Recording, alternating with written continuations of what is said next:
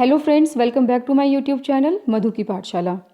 आज की ये वीडियो बहुत इंपॉर्टेंट है। इसमें हम डिस्कस करेंगे 2021 एचटेट में जो आपकी 15 नंबर की हिंदी पोर्शन आता है, ठीक है, जो कॉमन हिंदी पोर्शन होता है जिसको हम कहेंगे, वो वाला पार्ट हम इसमें डिस्कस करेंगे, विद डिटेल करेंगे, सब चीज़ों को समझेंगे, सारे ऑप्शंस को हम एनालाइज करेंगे, ठीक है। उसी के अकॉर्डिंग फिर आपके नेक्स्ट एग्जाम में आपको हेल्प मिलेगी। आप प्लेलिस्ट में जाकर के देख सकते हो, इससे पहले 4 साल के भी अपलोड किए हुए हैं। अगर आप सर्च करते हो आपको मेरे चैनल पे मिल जाएगा कि कॉमन हिंदी पोर्शन एचटेट के लिए है, ठीक है, एचटेट कॉमन इंग्लिश पोर्शन मिल जाएगा। तो इस तरीके से प्रीवियस पेपर्स में आप जाकर के इसको सर्च कर लीजिएगा, बड़ा हेल्पफुल रहेगा। नेक्स्ट 2022 का भी मैं नेक्स्ट डे अपलोड कर दूंगी। चलिए अभी शुरू कर लेते हैं आज की वीडियो। कौन सा वाक्य संबंध सूचक अव्यय का उदाहरण है? देखिए, संबंध सूचक की बात की है तो ऑब्वियसली उसमें क्या, हम जो सेंटेंसेस होंगे या कुछ जो उसके अंदर शब्द आते हैं वो आपस में जुड़े हुए से मिलेंगे आपको, ठीक है। तो कुछ एक ट्रिक के साथ अगर आप याद करते हैं किसी भी टॉपिक को तो वो ज़्यादा इजी रहता है कॉम्पिटिटिव एग्जाम्स के लिए। जैसे इसमें कुछ वर्ड्स होते हैं, के पास, के ऊपर, से दूर, के समान, ठीक है, के लिए। तो ये जो वर्ड्स हैं ये हमारे संबंध को दिखाते हैं। तो उसी तरीके से अगर आपको ये याद है तो आप इजीली इस चीज़ को फाइंड आउट कर सकते हो। इतना खा लिया, इसे कैसे पचाओगे? शीला के समान कोई आलसी नहीं है। मैंने पर्याप्त पढ़ लिया है, अब थोड़ा आराम करूँगा, जरा सोच समझ कर बोलिए। तो ये बिल्कुल ईजी है, जरा सोच समझ कर बोलिए, ठीक है। अब यहाँ पे थोड़ा सा कन्फ्यूज़न हो जाता है, लेकिन फिर भी मैंने आपको यही कहा, आपको ये नहीं देखना कि 2 सेंटेंसेस हैं, लेकिन वो 2 सेंटेंसेस आपके जोड़े किस तरीके से हुए हैं वो आपको फाइंड आउट करना है। तो देखिए, शीला के समान कोई आलसी नहीं है, के समान। अब शीला का आलसी होने का जो एक रिलेशनशिप है यहाँ पे दिखाया हुआ है, मैंने आपको भी बताया, के लिए, के पास, के ऊपर, के दूर, तो इस तरीके के वर्ड्स आपको मिलेंगे। तो ये के समान आपको इसमें मिल रहा है। तो 31 का हमारे पास क्या आंसर आ जाएगा? नंबर 2 आंसर आ जाएगा, शीला के समान कोई आलसी नहीं है। नेक्स्ट देखिए, अनुचित विलोम शब्द युक्त युगम युक्त विकल्प पहचानिए। अब यहाँ पे एक चीज़ और आपको ध्यान देनी है, अनुचित बोला है, उचित नहीं बोला है। कई बार हम बहुत ज़्यादा जल्दी में होते हैं तो पॉजिटिविटी माइंड में यही चीज़ रहती है कि सब पॉजिटिव वाले क्वेश्चन ही पूछे होंगे तो हम जल्दी से जल्दी कर देते हैं, विधि निषेध होता है, नेक्स्ट बार हम क्वेश्चन भी नहीं बढ़ते कि पूरा कि ऑप्शंस क्या दिए हुए हैं। तो विधि का निषेध होता ही है। विधि मतलब कोई भी प्रोसेस है जो आप यूज़ कर रहे हो, निषेध उसमें बाधा डालना। खल मूर्ख होता है, सज्जन सज्जन पुरुष जिसमें हम कहें, अमर जो मरता नहीं, मर्त्य जो मर जाए। तो ये तो हमारे पास सारे ही एक दूसरे के ऑपोजिट हैं, क्या हैं? विलोम शब्द हैं। लेकिन वैर का हमारे पास क्रोध नहीं होता, वैर का या तो आप कीजिए प्रीति होता है, ठीक है, या प्रेम होता है, ठीक है। वैर का क्या रहेगा? या तो प्रीति या प्रेम। तो इसलिए हमारे पास वैर का जो ऑप्शन है वो गलत है, अनुचित है, इसलिए हमारे पास ऑप्शन 4 जो है करेक्ट रहेगा। वैर का प्रीति आएगा, ना कि क्रोध। चिकना मुंह पेट खाली लोकोक्ति का सही अर्थ है, ठीक है। अब इसमें लोकोक्ति हमें मिल गई, आप टॉपिक नोट करते चले जाइएगा। जो जो मैं इसमें बता रही हूँ कि एक विलोम शब्द से आ गया हमारा, एक अव्यय से आ गया, ठीक है। अब लोकोक्ति हम कर रहे हैं तो मुहावरे लोकोक्ति आपको दोनों करने हैं। तो इस तरीके से आपको आइडिया लग जाएगा कि कौन कौन से टॉपिक से हिंदी के क्वेश्चंस वो पूछ रहे हैं। तो चिकना मुँह पेट खाली, इसका क्या होगा? अपने हाथ से दान देना? बिल्कुल भी नहीं। देखने में सुखी भीतर से दुखी, बिल्कुल यही है। जो दिखाई देता है ना अक्सर वो होता नहीं। चिकना मुंह पेट खाली यानी कि हम बाहर जाके बोलें कि हम पनीर खा रहे हैं, क्या पता घर पे हम चटनी के साथ रोटी खा के सो जाएं। तो ये चीज़ गलत है। वो वाली चीज़ आ गई ना, चिकना मुंह, मुंह तो चिकना है लेकिन पेट खाली है, तो उससे क्या होगा? देखने में लगता है कि सुखी है लेकिन भीतर से वो क्या है? दुखी। तो आपका यही आंसर क्या रहेगा? करेक्ट रहेगा। अत्यधिक प्यारा होना, जबरदस्ती गले पड़ना, ये दोनों ही नहीं होंगे। चलिए 33 का सेकंड हमारे पास ऑप्शन रहा। 34 का है, निम्न में से सही संधि युक्त शब्द कौन सा है? अब हमारे पास संधि का एक जो है क्वेश्चन आया है, बहुत इंपॉर्टेंट है संधि चैप्टर आपका। 1 से 2 क्वेश्चन भी पूछे जा सकते हैं, कोई जरूरी नहीं कि एक ही पूछे। तो युधि प्लस में स्थिर, ये बन गया युधिष्ठिर, ये बिल्कुल सही है।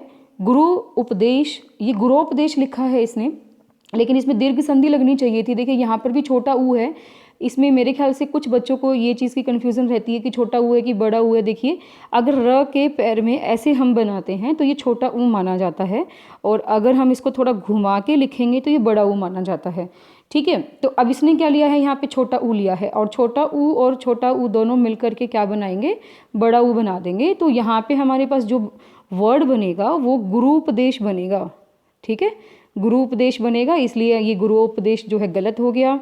नेक्स्ट, अभी इप्सा, सेम यहाँ पे संधि वही बन रही है, छोटी ई और छोटी ई दोबारा मिलकर के क्या बना देंगे, बड़ी ई मिला देंगे, तो हमारे पास ये बन जाएगा अभीप्सा।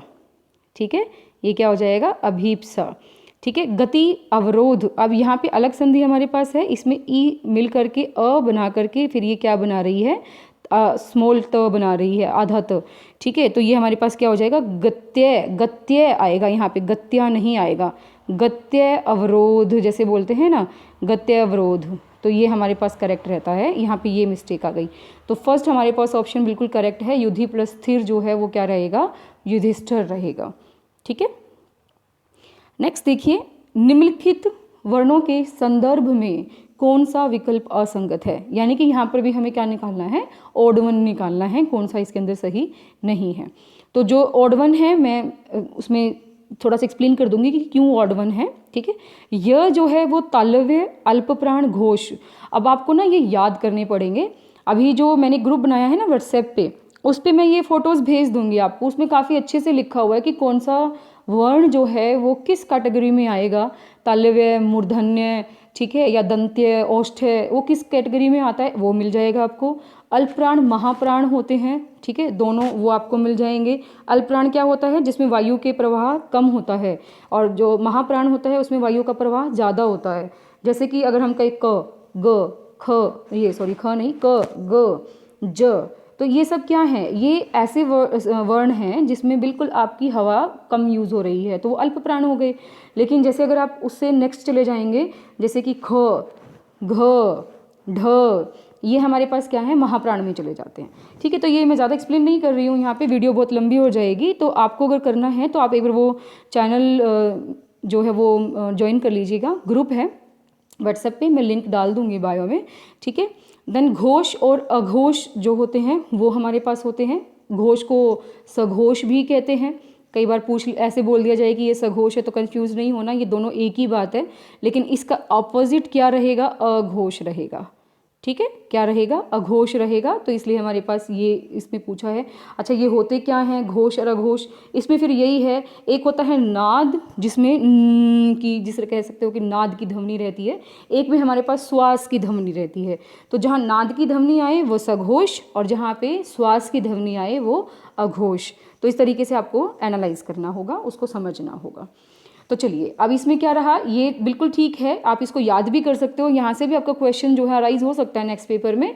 य तालव्य, अल्पप्राण और घोष तीनों में है। ई तालव्य, हरीश्व, अवृतमुखी, ये भी तीनों हैं हमारे पास। हरीश्व, दीर्घ, ये जो हैं आपके आते हैं जिसमें बोलने में कम समय लगता है, हरीश्व आ जाता है। देन दीर्घ, जिसको बोलने में थोड़ा लंबा समय लगता है, ठीक है, वो आ जाते हैं। और अवृतमुखी का भी मैंने देखा नहीं है, फिर भी मैं आपको ग्रुप के अंदर जरूर पोस्ट कर दूंगी। बै जो है औष्ठ्य, घोष और अल्प प्राण, ये तीनों में ही जा रहा है, हमारे औष्ठ से बोला जा रहा है। घोष यानी कि इसमें हमारे पास नाद का जो है एक वो रहता है, अल्प प्राण, थोड़ी कम हवा इसमें निकल रही है।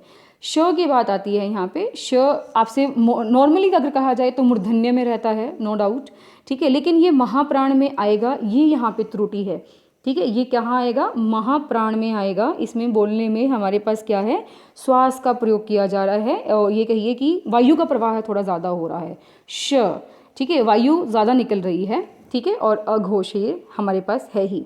ठीक है, तो ये हमारे पास ध्यान रखेंगे, जो ये वाले शब्द हैं श, श और स, ये सारे ही क्या हैं, अघोष हैं, ये भी ध्यान रखना आप। ठीक है, चलिए, ये हमारे पास फिर ऑड वन आउट क्या हो जाएगा, श हो जाएगा। इस किसकी वजह से, सिर्फ अल्पप्राण की वजह से, कि क्या आएगा, महाप्राण आएगा। मैं थोड़ा ज़्यादा एक्सप्लेन कर रही हूँ, अगर किसी को प्रॉब्लम है तो वो कमेंट बॉक्स में बता सकते हैं मुझे। ठीक है, फिर मैं थोड़ा सा इसको कंसाइज करके बताना शुरू कर दूँगी। चलिए नेक्स्ट, प्रत्यय की दृष्टि से असुमेलित विकल्प का चयन कीजिए। असुमेलित यानी कि जो मैच नहीं हो रहा है, उसको हमें फाइंड आउट करना है। भागी ने इसमें भागिने का मतलब क्या होता है वैसे, बहन का बेटा है ना, भागिने ही आ जाता तो बहन की बेटी, भांजा भांजी जिसे हम कहते हैं, तो भगिनी और प्लस में इसमें आएगा एय, ठीक है। अब जब ये मिलेंगे, एय मिलेंगे भगिनी के साथ, तब भागिने बनता है। लेकिन जब वार्धक्य अगर बोल रहा है, वर्धक प्लस य, ऐश्वर्य ईश्वर प्लस य, वैशिष्ट प्लस ये तीनों ही हमारे पास बिल्कुल ठीक हैं, तो इनमें कोई भी एरर नहीं है। एरर कहाँ है, भागिने के भगनी प्लस य में है, तो इसलिए हमारे पास ओड वन आउट ये निकल गया, असुमेलित। 37, उपसर्ग से निर्मित शब्दों के संदर्भ में कौन सा विकल्प असंगत है। अब यहाँ पे कौन सा टॉपिक आ गया, उपसर्ग आ गया। अब ये चीज़ ध्यान देते जाइएगा, यहाँ पे प्रत्यय आए हुए थे, यहाँ पे आपको ध्वनि से रिलेटेड आपको मिल गया, ठीक है, कि कहाँ से उच्चारण हो रहा है, यहाँ संधि मैं आपको बता चुकी हूँ। अब हमारे पास क्या आया है, उपसर्ग आए हैं, तो उपसर्ग प्रत्यय आपको बहुत अच्छे से कर लेने हैं, बहुत इंपॉर्टेंट टॉपिक रहेगा। क्या है इसके अंदर असंगत, हमें बताना है। अब परी से ये शब्द बनते हैं पर्यंक, पारिभाषिक एंड पर्यूषण। अति से बनते हैं अतियुक्ति, अतीत, अत्यावश्यक। अन से बनते हैं अनसुया, और यहाँ पे अनधिकार लिखा हुआ है, ये गलत हो गया, ठीक है, ये गलत हो गया।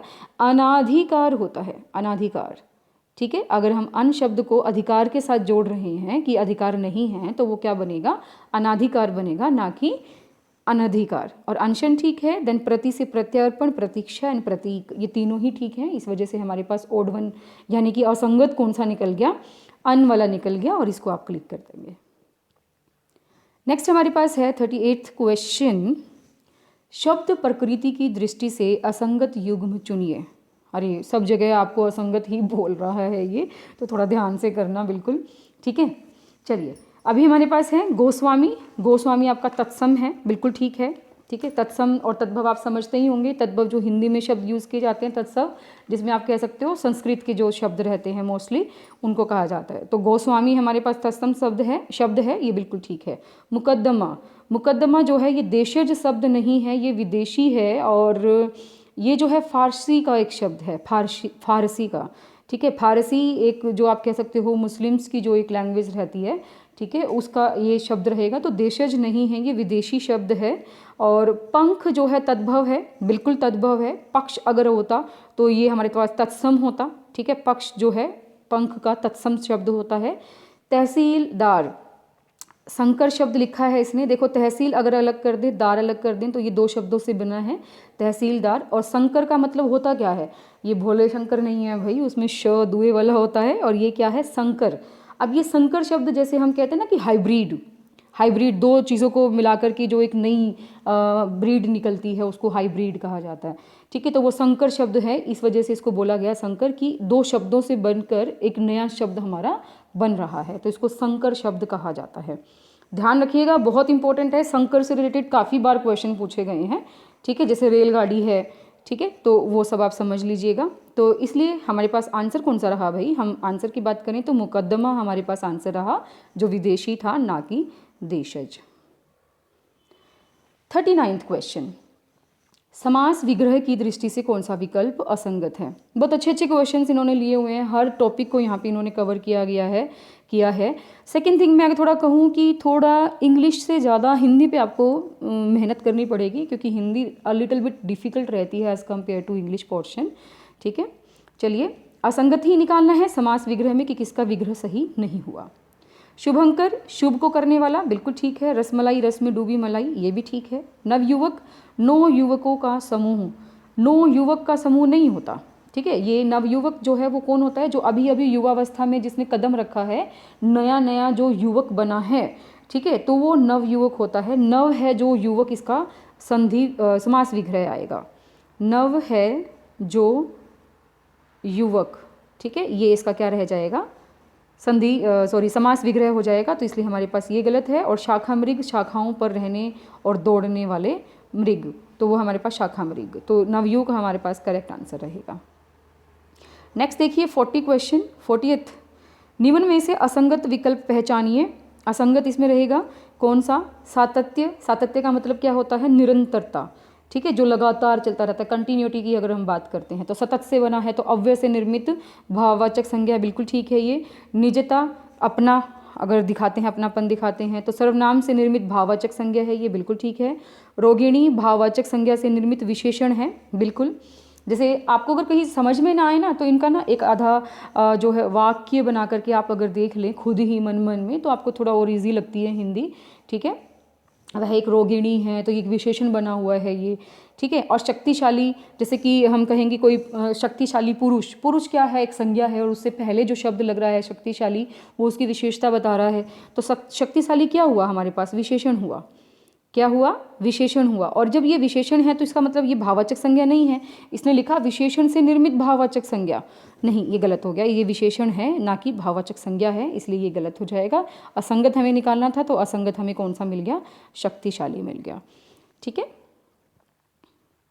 नेक्स्ट हमारे पास है 41वां, 41वां, ये है मुहावरा। देखिए मैं आपको पहले भी कह रही थी, अगर आपको लोकोक्ति वहाँ मिली है तो मुहावरे भी कर लीजिए।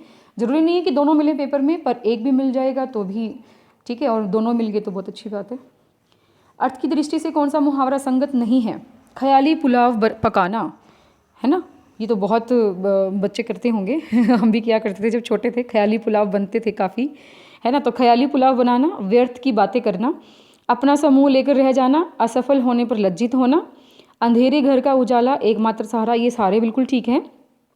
ऊंट का सुई की नोक से निकलना, अब जैसे मान लिया भीड़ी सी गली है और उसमें से आप हाथी निकालने की कोशिश करोगे, इज़ दैट पॉसिबल, नहीं है ना। तो सेम इसी कहानी से रिलेटेड है ये, ऊंट का सुई की नोक से निकलना। और शक्तिशाली का कमज़ोर होना नहीं होता, इसका मतलब है बड़े काम को छिप कर नहीं किया जा सकता, ठीक है। तो मैं इसको लिख नहीं पाऊंगी अभी, इतना थोड़ा बड़ा है ये, इसको आप समझ लीजिए। ऊंट का सुई की नोक से निकलने का मतलब क्या है कि बड़े काम को छिपकर नहीं किया जा सकता। ये हमारा असंगत निकल जाएगा, यही हमारा आंसर आ जाएगा। मुहावरा गलत था इसका, है ना। सचिन क्रिकेट खेलता है, उक्त वाक्य को कर्मवाच्य में बदलिए। अब देखो कर्ता का रहता है, कर्म का रहता है, तो दोनों में फ़र्क क्या है। जहाँ पे कर्ता प्रधान होता है वो कर्म कृतवाच्य हो जाता है, जहाँ पे कर्म प्रधान रहता है वहाँ पे कर्मवाच्य हो जाता है ना। तो सचिन क्रिकेट खेलेगा, सचिन क्रिकेट नहीं खेलता है, ये सारे सिंपल वाक्य हैं हमारे, ठीक है। ये कृतवाच्य हैं। सचिन से क्रिकेट खेला जाता था, अब यहाँ पे हमारे पास ये प्रेजेंट है, आप इसको पास्ट में लेकर नहीं जा सकते, तो ये हमारे पास ऑटोमेटिकली गलत हो गया। सचिन के द्वारा क्रिकेट खेला जाता है, तो यहाँ पे के द्वारा अगर हमारे पास आ जाता है तो ये कर्म को इंडिकेट करता है। सचिन के द्वारा क्या किया जाता है, सचिन के द्वारा क्रिकेट खेली जाती है, खेला जाता है, तो इसलिए हमारे पास ये कर्म प्रधान हो गया, और ये कर्म प्रधान हुआ तो कर्मवाच्य में बदल दिया हमने इसको, ठीक है। चलिए, ये बहुत ईजी रहते हैं आपके, अगर वाच्य आप करोगे ना तो बहुत ईजी रहते हैं, है ना। राम ने केला खाया, राम के द्वारा केला खाया जाता है। सीता गीत गाती है, सीता के द्वारा गीत गाया जाता है। भाई कर लेना अच्छे से, ठीक है। कुछ टॉपिक तो बहुत इजी रहते हैं, थोड़ा सा टाइम निकालने की ज़रूरत है उनके लिए। निम्न में से किस विकल्प की सभी क्रियाएं अकर्मक हैं। अब देखो दो चीज़ें होती हैं, एक सकर्मक होती है, एक अकर्मक होती है। अब कई बार तो बच्चे ना सीधा सीधा बोल देते हैं, कर्म जहाँ पे कर्म होता है वहाँ सकर्मक, जहाँ कर्म नहीं होता वो अकर्मक। ठीक है, आपका वो तरीका भी ठीक है, लेकिन यहाँ पे मैं थोड़ा सा इसको और मॉडिफाई करना चाहूँगी कि अगर कर्ता जो काम करता है उसका प्रभाव किसी अन्य वस्तु या व्यक्ति या स्थान पर पड़ता है, तो वो हमारे पास क्या होती है, सकर्मक होती है, ठीक है। जो कर्ता करता है उसका कर्म का प्रभाव किसी अन्य चीज़ पर पड़ता है तो वो सकर्मक, और अगर हमारे पास उसका काम का प्रभाव किसी और चीज़ पर ना पड़े तो वो अकर्मक, ठीक है। जैसे कि वह खेल रहा है, वह खेल रहा है, तो ये क्या हो गया, अकर्मक हो गया, इसमें ज़रूरत ही नहीं है हमें, वह खेल रहा है, सिंपल सी बात बोली है इसने।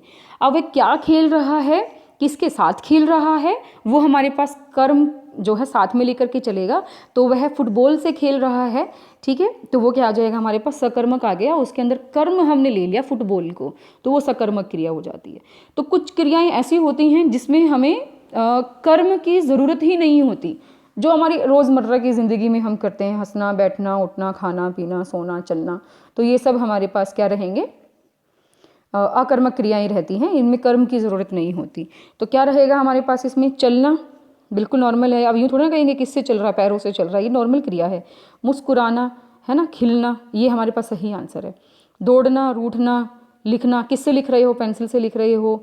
हंसना, खाना, सोना, क्या खा रहे हो, रोटी खा रहे हो। रोना, उठना, काटना, क्या काट रहे हो, सब्जी काट रहे हो। तो कहीं ना कहीं यहाँ पे हम कर्म कह सकते हैं, ज़रूरत पड़ रही है, लेकिन यहाँ पे हमें किसी भी कर्म की ज़रूरत नहीं है, इसलिए हमारे पास क्या हो गया, अकर्मक, चलना, मुस्कुराना और खिलना। नेक्स्ट देखिए, वाक्य के संदर्भ में कौन सा विकल्प सुमेलित नहीं है। ये बहुत इजी है, हमें सिर्फ ऑड वन निकालना है। दुष्ट, तुझे धिक्कार है। अब यहाँ पे क्या आया, साइन ऑफ एक्सक्लेमेशन आया, विस्मयादिबोधक चिन्ह आया, तो ये विस्मयादिबोधक वाक्य है। मैंने माँ का कहना नहीं माना, नहीं आया। नो, जहाँ पर भी आ जाता है नेगेशन होता है ना, जैसे इंग्लिश में करते हो आप, निषेध बोधक, ठीक है, नहीं आ गया, ना आ गया, तो इसलिए हमारे पास निषेध बोधक हो गया। हो सकता है वे आज शाम को आए।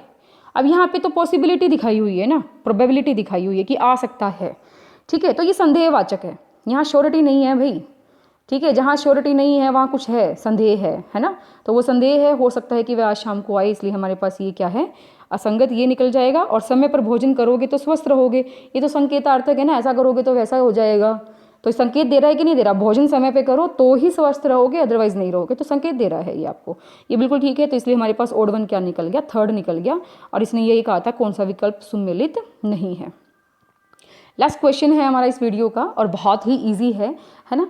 दादुर, भेक, शालूर शब्द किससे पर्यायवाची हैं, किसके पर्यायवाची हैं, बताओ चलो।